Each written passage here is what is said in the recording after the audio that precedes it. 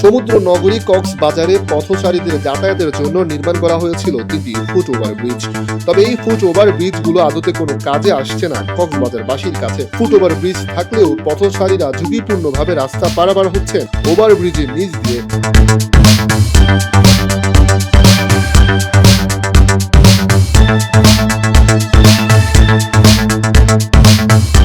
2021-22 অর্থ বছরে কক্সবাজার শহরের গুনগাছতলা সিটি কলেজ গেট বাস টার্মিনালে 3টি ফুট ওভার ব্রিজ নির্মাণ প্রকল্প হাতে নেয় কক্সবাজার উন্নয়ন কর্তৃপক্ষ। 2023 সালের জুন মাসে আনুষ্ঠানিক উদ্বোধনের মধ্য দিয়ে জনসাধারণের জন্য উন্মুক্ত করে দেওয়া হয় ফুট ওভার ব্রিজগুলো। এরপর পেরিয়েছে প্রায় 1.5 বছরের বেশি সময়, তবে কোনো সুফল পায়নি কক্সবাজারের বাসিন্দারা। জিনিসটা যদি মনে করেন সুগন্ধা বিকশিত দিত তাহলে একটা ভালো উপকার হইতো। কলাতুলি মরুমায় যদি ওকে ফ্লাইওভার দিত তাহলে আরো জিনিসটা হলে কি হইতো, একটা সৌন্দর্য সিস্টেম হইতো, বুঝছো না? আজ দামদরটা আরো পাইতাম। কক্সবাজার সিটি কলেজের সামনে এই ওভার ব্রিজটা আপনার আমি কোনো কাজ আসতেছে বলে মনে করি না। কারণ এই ওভার ব্রিজটা আপনারা লক্ষ্য করবেন যে এই ওভার ব্রিজটা অনেক উপরে, এখানে সবাই কেউ উঠতে চায় না, সবাই ওই রাস্তা পার হয়ে আপনার মধ্যখানের এই দেওয়ালগুলো পাশে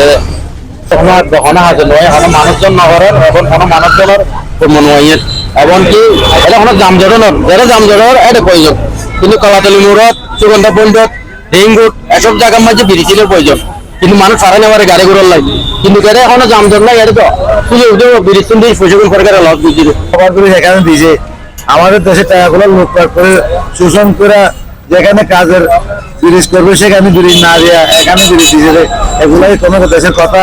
9 কোটি 80 লাখ টাকা ব্যয়ে নির্মিত এই ব্রিজগুলোর নিচের অংশ জুড়ে অবৈধ দখলের কারণে আগের চেয়ে সড়কে বেড়েছে যানজট, রাস্তা পারাপারে বেড়েছে ভোগান্তিও।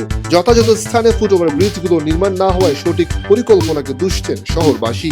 আমি জানি না কক্সবাজার উন্নয়ন কর্তৃপক্ষের যারা এইগুলো পরিকল্পনা করছে তাদের কতটুকু দূরদর্শিতার অভাব না হলে তারা এই জিনিসগুলো করার ফলেও তাদের যে পরিকল্পনা দরকার ছিল, যে পরিকল্পনা অনুযায়ী মানুষ এগুলো ব্যবহার করবে কিনা, নাহলে এটা একটা বড় সরকারি অর্থের অপচয় বলে আমি মনে করি।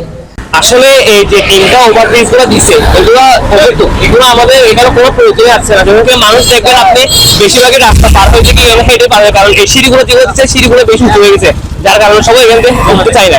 আমার মনে হচ্ছে এগুলো মানে পরিকল্পিতভাবে করা হয়নি, বা আপনার কক্সবাজারের মানুষের চিন্তা চেতনা, মানসিক চিন্তা চেতনাগুলো ওনার লালন করে বা ধারণ করে নাই। ওনাদের একটা ওভারব্রিজ করার দরকার, ওটা করেছে। আর আমার এটা মনে হয় একটা বিষয় হলো আপনার বাজেট এসেছে, এখন বাজেটটা তাদেরকে অনেকটা কাজে লাগাতে হচ্ছে, কাজে লাগাতে গিয়ে তারা মানে ইয়েগুলো করেছে। আপনি দেখতে পাচ্ছেন কক্সবাজারের 3টা এরকম মানে খুব উঁচা, মানে যেখানে আপনার সাধারণত আপনার ইয়ং বা আপনার তরুণরা ছাড়া অন্যরা মুরব্বী বলেন আপনার শিশুরা বলেন তাদের থেকে উঠতে খুব কষ্টকর হবে। তবে মূলত যানজট নিরসনের জন্য এই ফুট ওভার ব্রিজগুলো নিজস্ব অর্থায়নে নির্মাণ করেছিল কক্সবাজার উন্নয়ন কর্তৃপক্ষ।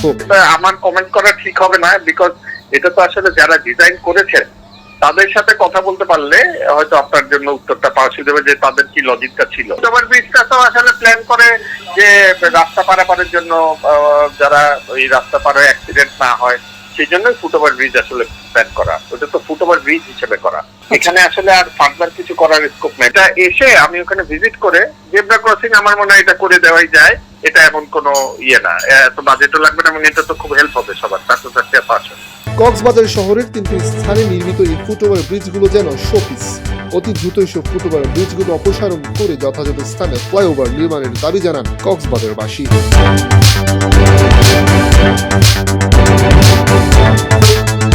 কক্সবাজার থেকে আরজ ফারুকের তথ্য ছবিতে ডেস্ক রিপোর্ট, কালের কণ্ঠ, চট্টগ্রাম।